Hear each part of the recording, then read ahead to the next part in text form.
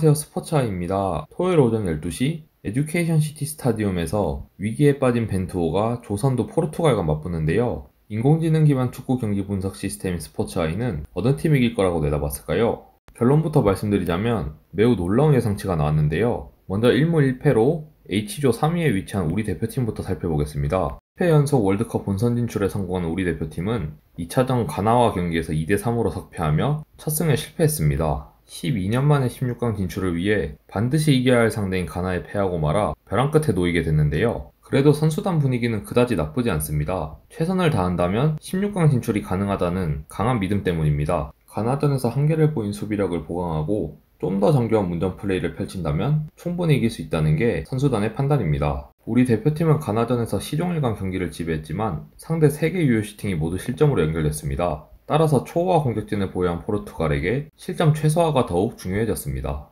다음은 H조 선두이자 피파 랭킹 9위인 포르투갈에 대한 분석입니다. 1차전에서 가나를 어렵게 제압한 포르투갈은 2차전 문턱까지 넘어 16강 진출을 확정지은 상태입니다. 골까지 여유있게 챙긴 덕에 대형 이변이 없는 한 조 1위가 유력합니다. 포르투갈의 최대 장점은 공격진의 컨디션과 기세입니다. 브루노 페르난데스는 벌써 2골과 2개의 도움을 기록했고 주앙 펠릭스, 호날두, 레앙도 득점 대열에 가세했습니다. 다만 수비진은 매우 불안한 편인데요. 가나에 2실점을 내줬고 우루과이전에서도 허점을 드러냈습니다. 두 경기 모두 이기긴 했으나 많은 슈팅을 허용했습니다.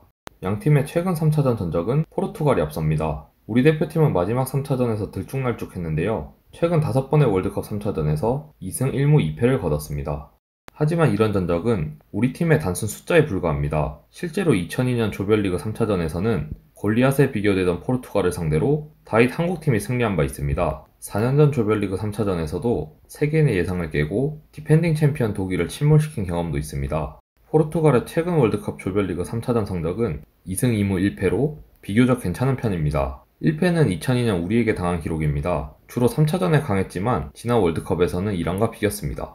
이번에는 16강 진출 경우의 수를 알아보겠습니다. 우리가 16강에 올라가려면 포르투갈을 반드시 꺾어야 합니다. 이후 가나와 우루과이의 경기 결과를 지켜봐야 합니다. 가나가 승리하면 승점 6점을 확보하기에 우리 대표팀은 무조건 탈락합니다. 무승부가 나오면 경우의 수가 매우 복잡해지는데요.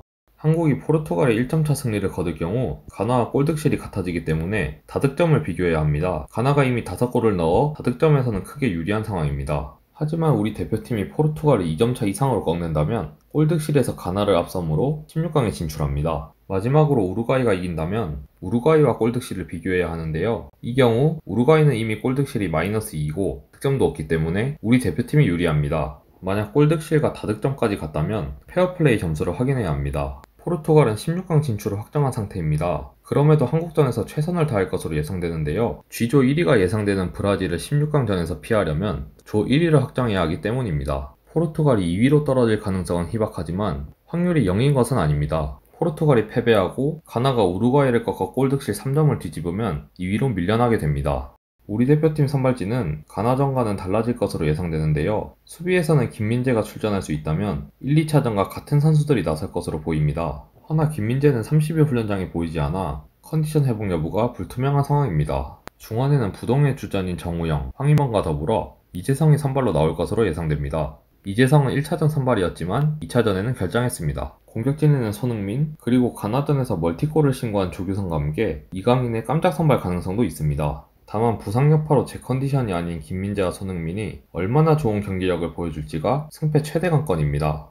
16강 진출을 확정한 포르투갈은 어느 정도 로테이션을 돌릴 가능성이 높습니다. 다닐로 페레이라, 오타비우, 누노 멘데스는 부상으로 결장합니다. 상당수의 해외 언론은 골키퍼로 주전인 디오고 코스타가 아닌 주제사 선발을 예상했습니다. 수비에서는 다닐로 페레이라와 멘데스의 공백을 신이 안토니오 실바와 하파이 게레이로가 메울 가능성이 높습니다. 이 외에도 칸셀로 대신 달롯이 나설 것으로 보입니다.